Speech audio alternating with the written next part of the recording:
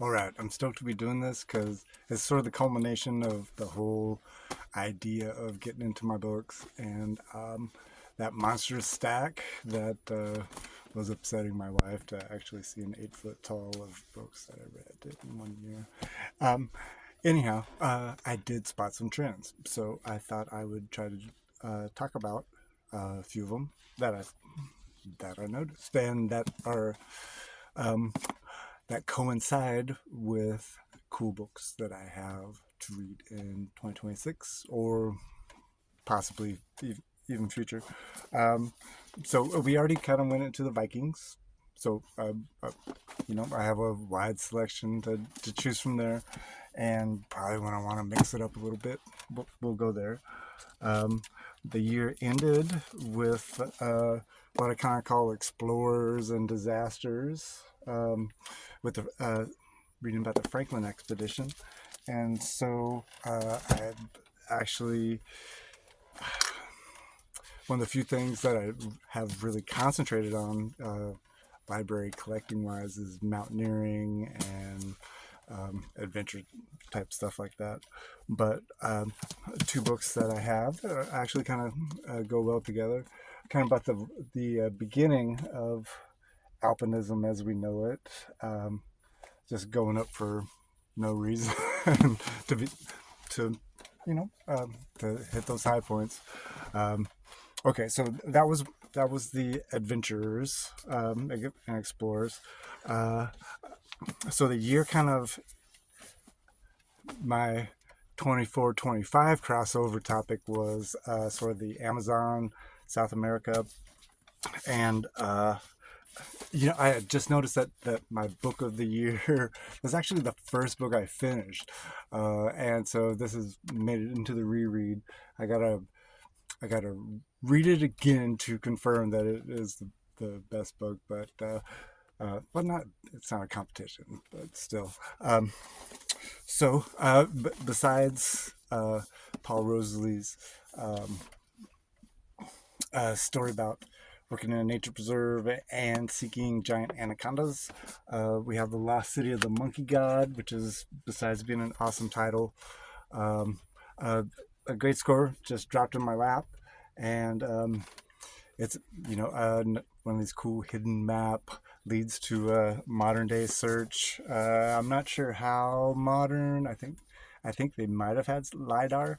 Anyhow, that's good. By Douglas Preston, novelist with some um, nonfiction credits to uh, his name.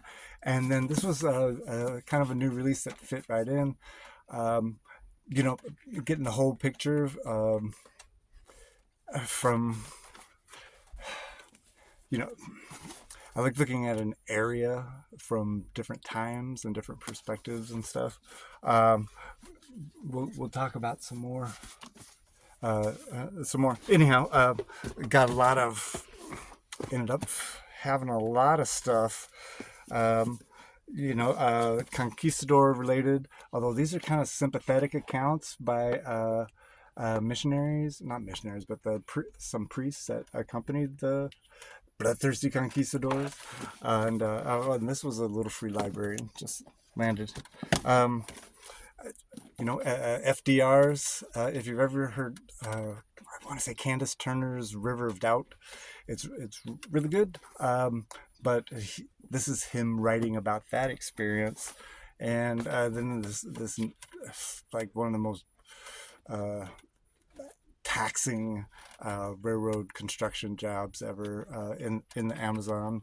Um, and then rounding that out with a little Che Guevara, his Latin America Diaries, which is this follow up to the Motorcycle Diaries.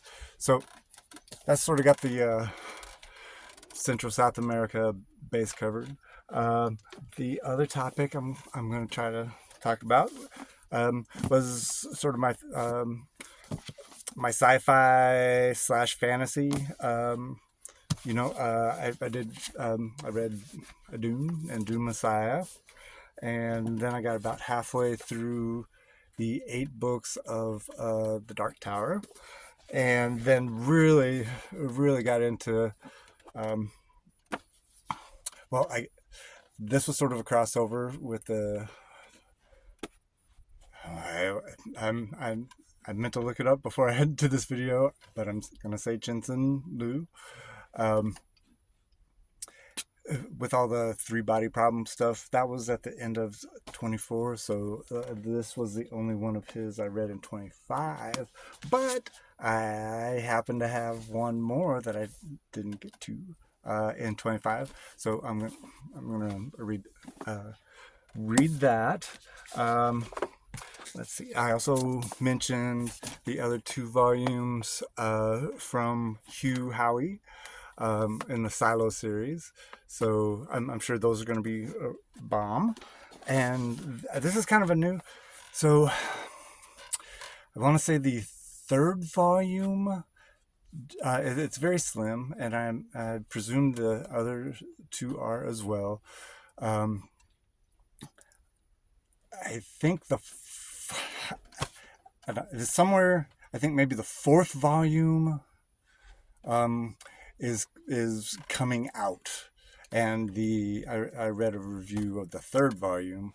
Uh, it's sort of a ground. It's some I want to say a Danish writer. Um, on the calculation of volume. Oh my god, I'm horrible here.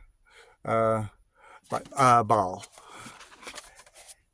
Anyhow, it's one of those that it sounded intriguing. It's, like I said, it's sort of a Groundhog Day situation, but to get 4 volumes out of it, even though slim, look forward to reading that. And then this was one of those.